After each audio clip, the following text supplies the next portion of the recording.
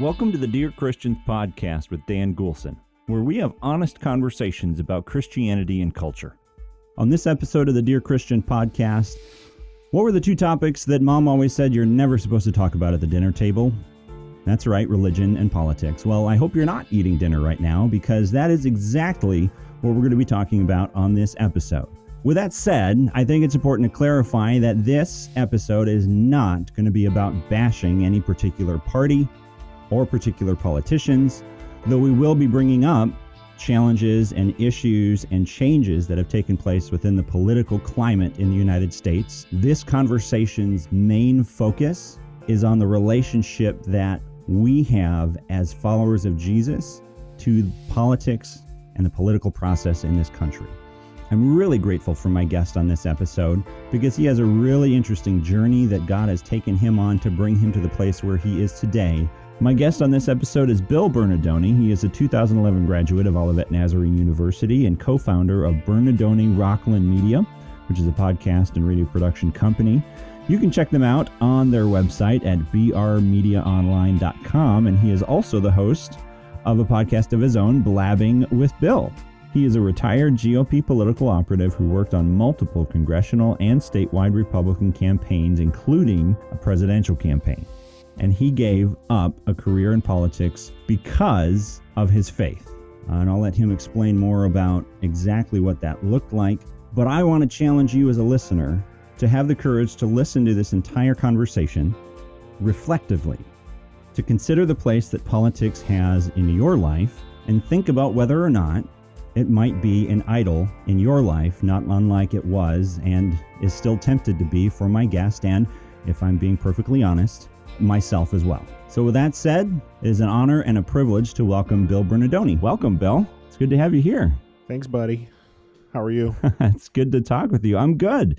We're going to have a really interesting conversation. A very interesting conversation and a very complicated conversation. Yeah. And I want to say at the start that I know politics very well, but when it comes to like the theological aspects of it, if I get something wrong, it's not it's not on purpose. Fair enough. It's not on purpose. Well, obviously, I think this entire episode, for the most part, is going to be having a conversation with you about your journey through politics and how your faith has been impacted by it. But yeah, I mean, this is really more a conversation about your story that I feel was really unique and interesting. it is different. Yeah. You might find, I don't know, some of our listeners might get upset at you because you're willing to wrestle with certain aspects of that dynamic that have not really been questioned before. Yeah.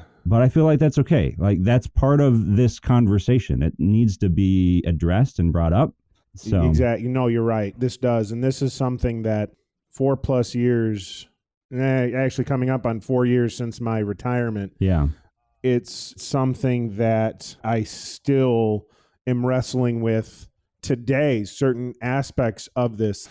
This whole thing, my life in politics, isn't something that happened over a short period of time. This all happened over a 10, 12-year period. Right. Like this whole story goes all the way back to when I was in high school. It's a long and complicated story. Yeah. That I think some people relate to. Some people will probably be angered by my current stance on things. Yeah. And here's the weird thing, Bill. I feel like nobody's going to be 100% happy with what they're hearing, because you're a very conservative person still, and your conservative politics are still a big part of who you are. Yeah. But at the same time, you're not as like slavishly devoted to the particular conservative political party like you used to be either. So you're kind of running a risk of making everybody mad. Yeah, no, I still... But that's kind of what we do here at the Dear Christians podcast. We run that risk, so that's okay. Yeah, I still believe in limited government. I'm still pro-life. I still believe in lower taxes, but I'm not a Republican. I don't consider myself a Republican anymore. Well, we'll get into that. Yeah, we'll get into that. We'll get into that. We'll get into that. Let's first start with kind of a background of you in politics and what it was that got you so passionately involved in it. Where does that start? It starts in the summer of 2001, 2002. I was raised in the Missouri Synod Church. I call it Catholic Light because it's very, very liturgical, very Yeah. it's not at all what where I am now and where I went after that. Okay. And so I was raised in a very liturgy-based denomination. And after we left, for a variety of reasons, we went to another Lutheran church, but completely different, basically a complete 180. And it was a very politically conservative and theologically conservative church. Okay. And when you say politically conservative church, I think most people probably know what you mean by that, but yeah, how does that play? Like, how does people's political ideology factor into the way that the church ran, or like the vibe or the dynamics at the church? They don't hide the politics like it was in some churches, at least in my experience within the Missouri Synod Church, where politics wasn't discussed even remotely, except to say, hey, you should go vote. Other than that, in the Missouri Synod Church, in my experience, politics was not discussed even remotely. In the church that we moved to, there were sermons on America being a Christian nation. Okay. There were sermons specifically on abortion, which was new to me, which was very new to me. There were sermons on gay marriage. There were sermons on President Obama. There were sermons on the war in Iraq. There were sermons on everything from a conservative theologically and from a conservative political theology. Okay. He's still the pastor to this day, and he has even said he doesn't care if he loses the tax status, because he is going to keep doing what he's going to keep doing. And so I was young. I was easily influenced. I didn't understand what I believed, and I believed what I was told. Yeah. And so that, along with my grandfather, who is the most patriotic person I know, was born on July 4th in the middle of the Depression, worked his butt off for everything he had, served in the military. And so kind of both factors. It was being influenced from the church side to get involved, to try and make a difference from a Christian perspective in politics, and also from the family side, from my grandfather, raising me with a love of history, a love of politics, a love of Reagan. Okay. So that's how I got into it. And then as I got into high school, I started to get very heavily involved. Gotcha.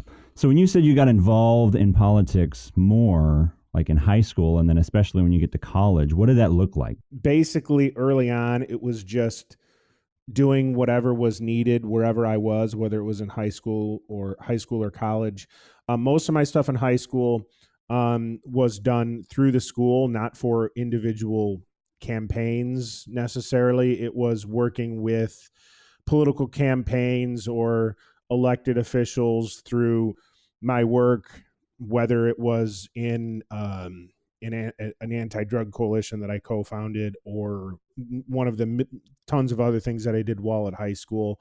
And then as I get into college, I interned on Capitol Hill, was an unpaid staffer of a congressional campaign of a man who is now currently sitting in Congress, and then started to take professional jobs as I was in college, and then was involved in a bunch of races in 2012 and 2014, and then my last cycle was 2016. So you've kind of, I mean, as far as your grassroots, boots on the ground involvement in politics, it sounds like your experience is definitely more intricate and privy to the games that are played, if that's the right word to use, than like the average person probably listening. So would it be fair to say that your understanding of the way politics operates today is pretty knowledgeable? Yeah, definitely. Okay. Yes, without a doubt. Okay. So then what changed? I mean, I feel like your passion for politics was huge. What is it about like your faith specifically that connected with your love of politics and why you were doing what you're doing? And then like, how did that change? Early on, I was a believer, but I was kind of lost. I had switched churches, Missouri Synod and the other Lutheran denomination. They're both Lutheran, but they couldn't be more different. Okay. And so it threw me for a loop, and I was so lost. And my interest in politics came from the pastor that I still have a significant amount of respect for. And early on, my misunderstanding of what was important. Okay. Early on, it was completely different from where I was when I was working professionally. So my interest started because I was so impacted by what I heard from what I was told. I felt rightfully guided to a career in politics. Okay. But how my faith changed was as I grew, my friends and colleagues and Christian teachers that I respected would call me out on the fact that instead of taking what I'm told at face value, I need to come up with what I believe. Instead of taking things at face value, instead of saying, here's what I'm told, it's fact, I need to figure stuff out for myself. Yeah. And so that's kind of what led me on this journey to face my, not demons, but kind of face myself. And so that's what I did. And this was a process. Yeah. Where over time, reading scripture with my time at both Greenville and Olivet, learning and reading and studying. So the change happened over a long period of time. Gotcha. So would you say then that there was kind of this realization of some of the idols that you had propped up in your life, and like politics was one of them? Would that be a strong enough word? I've used the word idol, I feel like, a lot here on the podcast with other guests, but I don't want to put words in your mouth. No, you're not. No, because the idol is something that, and this is something that I'm still dealing with to this day, to where I go back and I go back and I look at my experience. I go back and I look, and I don't think I propped up any candidate as an idol, but overall, to me, politics, political campaigns was an idol to me, definitely. Okay. And what is it that makes you say definitely about that? Like, what is it that now in hindsight, you're looking at it and going, wow, I had a serious problem and I was not being the person Jesus called me to be? What is it that makes you say, oh, definitely? I've known my wife for a long time, and she called me on it. Okay. The last job I took was a presidential campaign. The money was very good. Okay. And this is something that I had worked for candidates before, where I had seen the hypocrisy, and it was a combination of seeing people who speak the name of Jesus on an everyday basis, viewing that hypocrisy, and then noticing it in myself. Yeah. When some of the candidates that I worked for were definitely in it for the wrong reasons, for reasons that I'm not going to get into, but it was being called on it, saying, what are you doing? Why are you doing this? Yeah. Does that make sense? I think so. Yeah. So then here's kind of a follow-up question, because I can already imagine some of my listeners and some of the thoughts that are rolling through their head. And that is, well, there's no perfect person, or sometimes you have to pick the lesser of two evils, or, all of that sort of stuff. So what was it that made you finally pull the trigger and say, you know what? I don't think I should be in politics anymore. Like, this is not the thing that is going to help me be an effective witness for Jesus with my life or impact the church and its mission. So It was a variety of factors. What put me over the edge, what pushed me there, was probably having kids. Okay. What was it about having kids that brought a different perspective for you? Because everything changes when you have kids. Now it's about them. It's about providing for them. And then it made me look at my own life and the path that I was headed. Okay.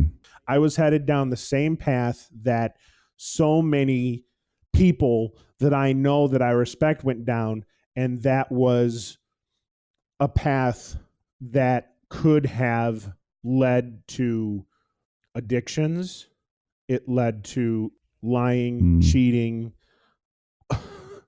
adultery. It led a variety of ways that I wasn't going to come close to. So then the question that comes to my mind from that is, are you suggesting that it is really hard to maintain a Christ-like character and be involved in politics like you were? It's not impossible. It's not impossible, but it is difficult. And it was very difficult for me. And I encourage people to be involved in politics, be involved in campaigns, no matter who you support. Okay. But you have to be careful. You have to have someone there with you who will call you on your crap. Yeah. For me, that's where, I mean, I think I let people decide for themselves if they want to be involved in politics or not. But me personally, I officially left the Republican Party, as not like I was a card-carrying member, but I grew up in a very conservative house. And yeah, I know you were.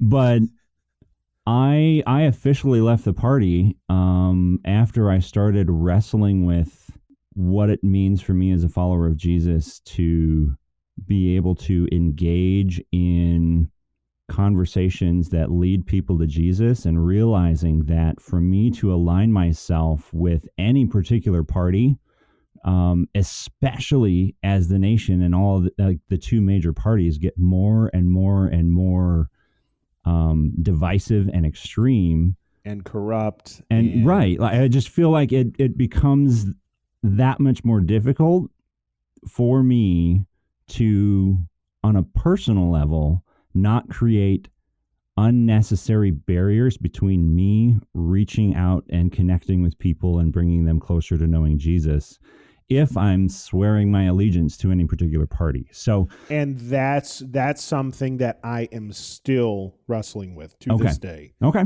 What is it? What's the struggle for you? After. Like, what is it that, I mean, because you said you're not a Republican anymore. You said that earlier. You left the Republican Party, but you're still conservative. So what is it about that that's still a struggle for you? So the struggle for me with what you just said was a variety of things. You and I, in our preparation, had talked about, you had put together a question about why Christ avoided politics. Yeah. Why do you think he avoided politics? Yeah. And this is where I'm wrestling with at the moment. I don't think he did. Okay. Now, to say that Christ is a Republican or Christ is a Democrat is just, it's garbage. Complete and total garbage. So, like, if you see anybody saying, like, this party is God's party, or that people have a religious obligation to vote one way or another, that's you disagree with that. I completely and totally disagree. I completely and totally disagree with that. Okay. But I don't think he avoided politics. Now, again, as I said at the beginning, I'm not a theological scholar by any means, but looking at the Gospels, at least from my perspective, through my background that I see this, but I don't see someone who avoided politics. I see someone who obviously was never elected to public office or worked on a campaign, but I don't think he avoided politics. The temple, what he did at the temple, was that not political?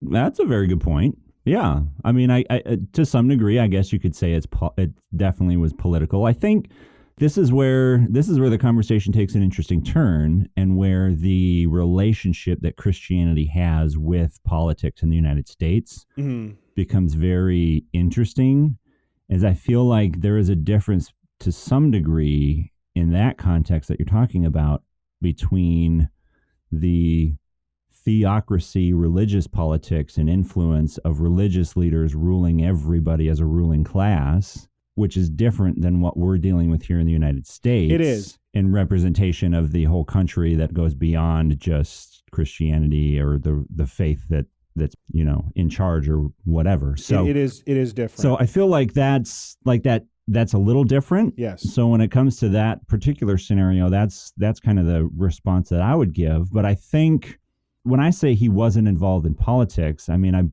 I believe that very strongly in my own understanding of it, but I don't mean that he never touched on it at all when people brought it to him, or he never addressed stuff that impacted or was in the realm of the political world.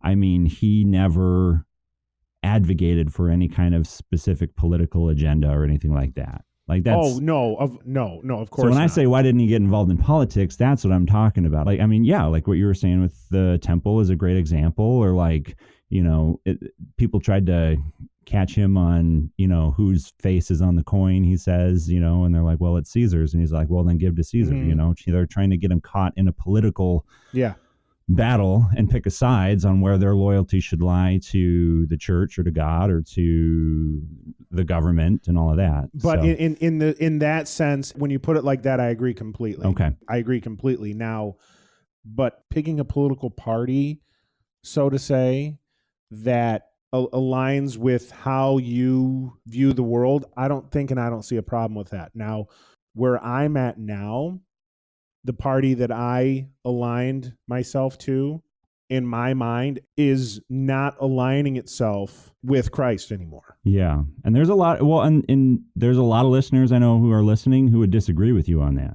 And you can argue or maybe clarify depending on where you fall on this in response to what I say. But yeah. I feel like the pro-life component is where a lot of people rest their entire argument on that support. That's what got me into politics. Okay. So there we go. So that's a really powerful linchpin or a real powerful motivator for a lot of Christians that are out there. The life issue to me is crucial. To me, it's very important. But also to me, and I know there are a lot of people who are going to disagree with me on this, pro-life means pro-life. Right.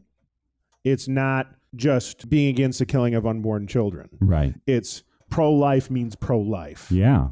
And that's a different distinction. And I actually, part of me feels like maybe we should do a whole nother episode on that discussion specifically, because I feel like that would be a wonderful episode. I feel like that, that distinction is really important, because I feel like from a political perspective, and this is something that for me made a little bit of an interesting shift in my mind as far as realizing, okay, the abortion issue is something that politicians are using to manipulate the church into supporting them, and it's not necessarily consistent. And I feel like a great example of that is when I noticed people who are really, really strong Republicans and extremely conservative, who are super pro-life, who also would then look at, say, a woman in her mid-20s who has 4 or 5 children, and she is a single mom living off of welfare, and they talk about her like she's just absolute rubbish and a detriment to society. Exactly. And she's just mooching off the system. And I'm like, wait a minute. Like, she chose life, right? Like, isn't there something going on there that seems a bit hypocritical? I just looked at that and I'm like, gosh, like that's not, there's hypocrisy there in my mind that we're berating someone for choosing life and not choosing to be there to support them and care for them and their children through life, period. You know, there are memes that go around everywhere that attack conservatives and attack Republicans for this very thing. Yeah. And this is something that conservative Republicans have to deal with. Yeah. Because, okay, you overturned Roe versus Wade. Bravo. Now what? Yeah. Now what? Now what's the game plan, right? How are you going to support that mother? Right. What laws are you going to put into place to make adoptions easier and less expensive? Yeah.